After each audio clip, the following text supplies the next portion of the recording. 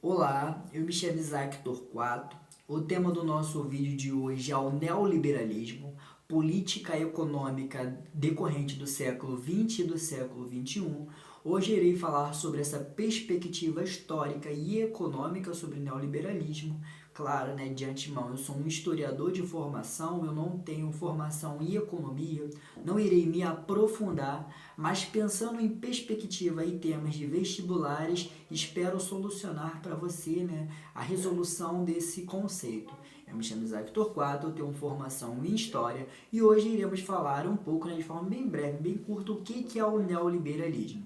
Primeiro momento, o nome ele já diz tudo, né? Se o nome é neo, ele significa que é algo novo, ele é algo que está ressurgindo. Se está falando do liberalismo, um novo liberalismo, é uma nova perspectiva de forma de olhar o liberalismo. O neoliberalismo é você pegar o liberalismo e você reestruturar ele em uma nova forma econômica. Não podemos nunca, né, dizer que o liberalismo e o neoliberalismo são a mesma coisa, quase que um sinônimo. Mas é óbvio que que o neoliberalismo ele tem a estrutura do liberalismo. Esse é o primeiro ponto que nós não devemos desconfigurar, né, e não devemos descartar logo de cara. O neoliberalismo ele vai surgir ali num contexto que nós conhecemos como pós-Segunda Guerra Mundial, até porque o fim da Segunda Guerra Mundial na Europa carrega, né, uma crise financeira muito grande. Obviamente que nós estamos pensando no mundo ocidental do sistema capitalista. Não estamos pensando num sistema econômico socialista, já que o neoliberalismo ele se configura dentro da perspectiva do capitalismo no século XX e no século XXI. E aí, a partir do fim da Segunda Guerra Mundial, nós temos a economia mundial sendo extremamente modificada, até porque os países da Europa, grandes potências ali do imperialismo lá do século XIX, entrou em decadência. E quem vai ajudar economicamente, lucrando muito com isso, é os Estados Unidos, através do Plano Marshall, aquele plano que vai financiar economicamente o bloco capitalista para reerguer a estrutura europeia. Isso vai gerar várias consequências, né? Além disso, pessoal, nós temos um crescimento econômico muito forte. E uma outra perspectiva que alguns sociólogos, né, como o Maurício Tramenberg, né, marxista também, ele coloca numa perspectiva, sociólogo esse brasileiro, de que a União Soviética ela não aboliu o capitalismo, e sim um capitalismo de Estado. Ele coloca numa perspectiva, até porque a União Soviética ela veio com o conceito de ela não aboliu a mais-valia, ela não aboliu também, né, uma ideia o fim da propriedade privada quanto meio de produção, com mais determinado contexto ela vai se abolir, mas depois ali com a desestalinização o contexto é extremamente diferente, e estava se disputando ali dentro do mercado, no mundo geopolítico, desculpa, né, essa ideia da implementação da ideologia capitalista contra o liberalismo, né, do capitalismo contra a União Soviética, né, o socialismo, já que era o contexto da Guerra Fria. Essa perspectiva ela é muito fundamental para a gente também imaginar também esses conceitos e esses modelos políticos e econômicos que surgem ali no final da Segunda Guerra Mundial. Beleza? Uma outra perspectiva, pessoal, é o estado de bem-estar social, o chamado, né, Workforce State, que vai de 1945, logo no final da Segunda Guerra Mundial, até 1973, onde é que marca o primeiro chamado crise do petróleo. E o que é o quadro de bem-estar social, né? São uma série de medidas de políticas econômicas, né, num capitalismo policêntrico. O que é o capitalismo policêntrico? Né? Um capitalismo que ele atinge outros ambientes, outras regiões do mundo, né? Tendo uma perspectiva do que, né? Ali, pensando os países emergentes aqui na América Latina, uma ideia de um capitalismo onde é que você vai trazer um bem-estar social. E claro, né, além desse bem-estar social, você também tem um acúmulo de riquezas por parte do que nós conhecemos como a social-democracia. Essa espécie, né, que surge lá na Alemanha e ela vai sendo carregada também aqui para o século XX, aquele conceito lá da formação dos Estados Nacionais Alemães, enfim. E esse é o contexto do que nós conhecemos como quadro de bem-estar social, onde é que o governo ele precisa pensar políticas públicas para o quê, né? Para assegurar sua população de um bem-estar. Mas, óbvio, nunca pensar o fim da desigualdade social, né? Pensando numa perspectiva marxista, né? Através do fim das classes sociais, mas também, né, trazer um processo de enriquecimento, beleza?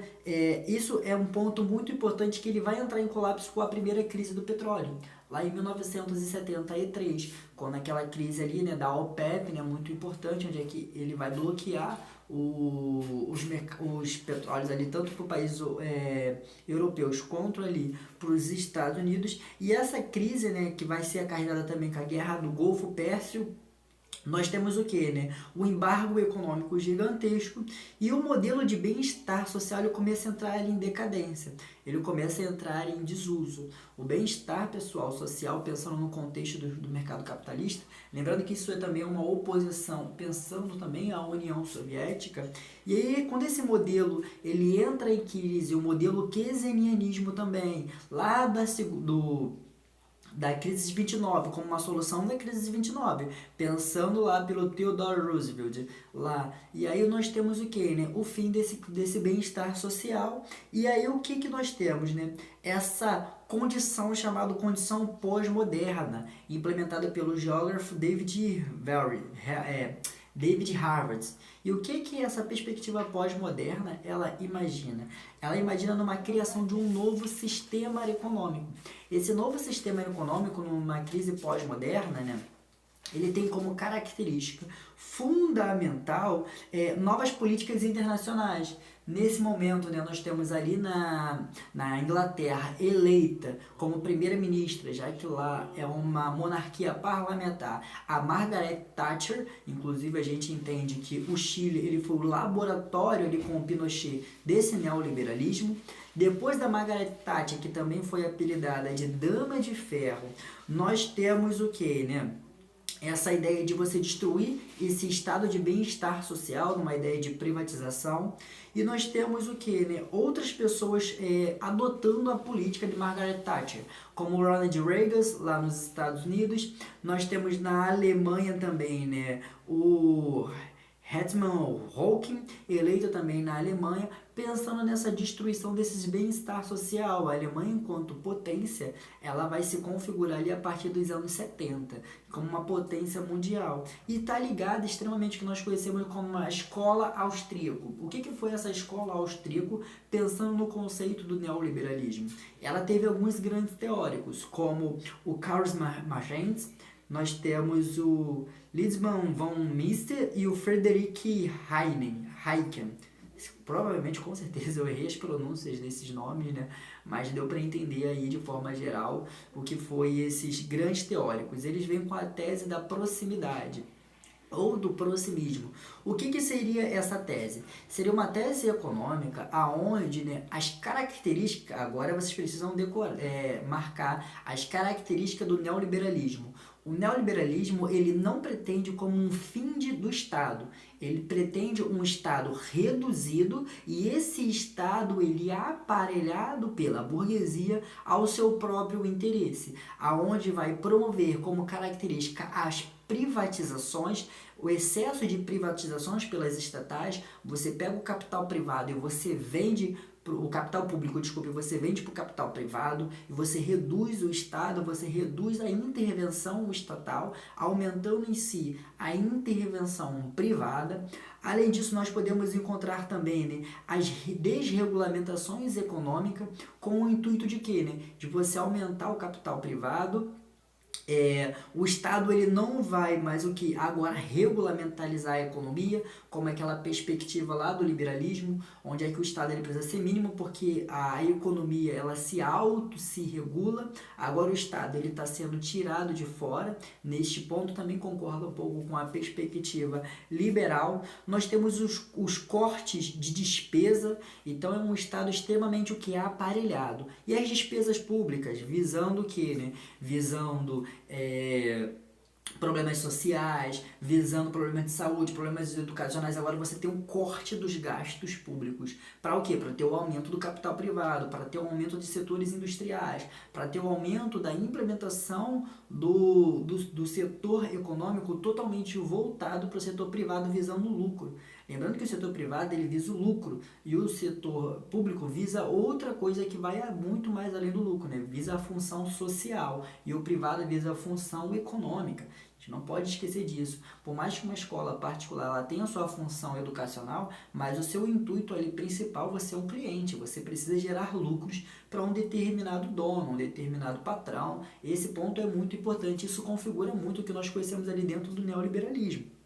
Bom, uma ideia também de demissão em massa, então você vai pegar os funcionários públicos que compõem esse Estado e você demite já que você quer reduzir o gasto público. Isso parte de uma perspectiva neoliberal que vai ganhar muito força ali nos anos 70, nos anos 80.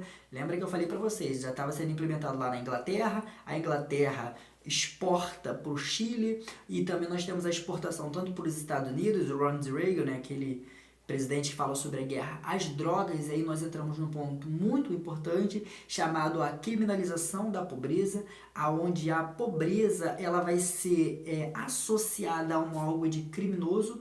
Se nós olhamos lá nos Estados Unidos, né, os movimentos como o movimento do Malcolm X, um movimento ali do Martin Luther King, uma ideia de descriminalização da pobreza. E esse ponto é muito importante, já que a maior parte da população pobre é a população negra. Isso aqui, né, o neoliberalismo ele combate a desigualdade social com o quê? Né? Olha, tem uma pobreza, ela tem que ser combatida através de violência estatal. Isso é uma política neoliberal. Além disso, nós temos a austeridade fiscal, né? Não tendo incentivo às políticas públicas. Uma ideia de livre comércio, então o comércio ele deve se autorregular, e nós sabemos que quando nós temos um comércio que, por exemplo, né, vamos pegar que tem uma lojinha, uma barraquinha que vende cachorro-quente, e vende bastante. E aí nós temos uma grande empreiteira, uma grande chegando aqui, né, um McDonald's da vida. Isso daqui vai ser engolido. E isso é uma ideia para eles de livre comércio, já que todos eles têm o mesmo recurso, só que na prática nós sabemos que historicamente não é bem assim. Pensar o neoliberalismo, ele vai muito mais além de uma ideia, né, de uma implementação só dos investimentos econômicos. Nós temos a perspectiva social. O Brasil, ele adota as políticas neoliberais firmemente ali com o FHC, o Fernando Henrique Cardoso, eleito ali a partir de 1995 e fica até 2002, né, já que ele faz o processo da reeleição, né?